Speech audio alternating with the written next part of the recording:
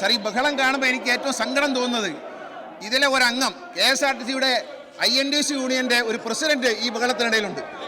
അദ്ദേഹം ഇന്നലെ അവിടെ സ്പീക്കറിലേക്ക് തള്ളിക്കയറാൻ ശ്രമിക്കുക, മുഖ്യമന്ത്രിയെ ആക്രമിക്കാൻ, ഇതൊക്കെ ചെയ്ത ആള് ചെയ്ത പ്രവൃത്തി KSRTCയുടെ എല്ലാ ബസ് സ്റ്റേഷനും അതിൽ അദ്ദേഹം കൈ ചൂണ്ടിരിക്കുന്ന ഫോട്ടോ ഉണ്ട്. ബഹുമാനപ്പെട്ട ഹൈക്കോടതി അത് മൊത്തം എടുത്തു മാറ്റാൻ പറഞ്ഞു. കാരണം അദ്ദേഹം അതിന് യോഗ്യനല്ല. കാരണം ഈ MLA-മാരിൽ, ഈ പ്രതിപക്ഷത്തും ഭരണപക്ഷത്തുമുള്ള MLA-മാരിൽ ബഹുഭൂരിപക്ഷം പേരും അവരുടെ MLA ഫണ്ടിൽ നിന്നും KSRTC കമ്പ്യൂട്ടർ നൽകി, ബസ് സ്റ്റേഷൻ നവീകരണത്തിന് പൈസ നൽകി. പക്ഷെ ഒരു പൈസ തരാത്ത ഒരേ ഒരു MLA കോവളത്തു നിന്നാണ് എന്ന് പറയേണ്ടതിൽ ദുഃഖമുണ്ട്.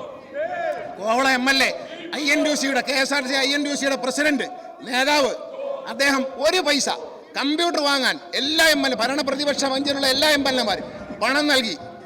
ഞാൻ വിഴിഞ്ഞം ബസ് സ്റ്റേഷൻ നന്നാക്കിയത് അവിടെയുള്ള ഒരു ഹോട്ടൽ ഉടമയുടെ സ്പോൺസർഷിപ്പിലാണ് എന്ന് ലജ്ജിക്കണം അദ്ദേഹം.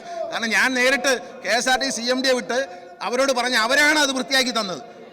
ഈ ബാലഗോപാൽ പ്രഖ്യാപിച്ച, ധനകാര്യമന്ത്രി പ്രഖ്യാപിച്ച, ബഡ്ജറ്റിൽ പ്രഖ്യാപിച്ച ബസ് സ്റ്റേഷനുകളിൽ വിഴിഞ്ഞം ബസ് സ്റ്റേഷന് പണം മാറ്റി വെച്ചിട്ടുണ്ട്. പക്ഷേ ആ ബസ് സ്റ്റേഷൻ തുടങ്ങണമെന്നോ ആ ബസ് സ്റ്റേഷൻ ഒന്ന് ആരംഭിക്കണമെന്നോ പറയാൻ MLA എൻ്റെ അടുത്ത് വരണ്ട, ഞാനൊരു മന്ത്രിയായിട്ട് വരണ്ട, രാഷ്ട്രീയം കാണും. പക്ഷേ ഉദ്യോഗസ്ഥന്മാരെ പോലും സമീപിച്ചിട്ടില്ല എന്ന ലജ്ജാകരമായ കാര്യം പറയണം. ഈ അവസരത്തിൽ പറയാതിരിക്കാൻ പറ്റുന്നില്ല. കാരണം ഈ ബഹളത്തിൻ്റെ മുൻപന്തിയിൽ നിൽക്കുന്ന അദ്ദേഹമാണ്.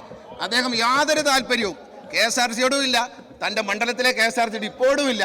എന്നിട്ട് അദ്ദേഹം നേതാവാണെന്നാണ് പറയുന്നത് INTUCയുടെ.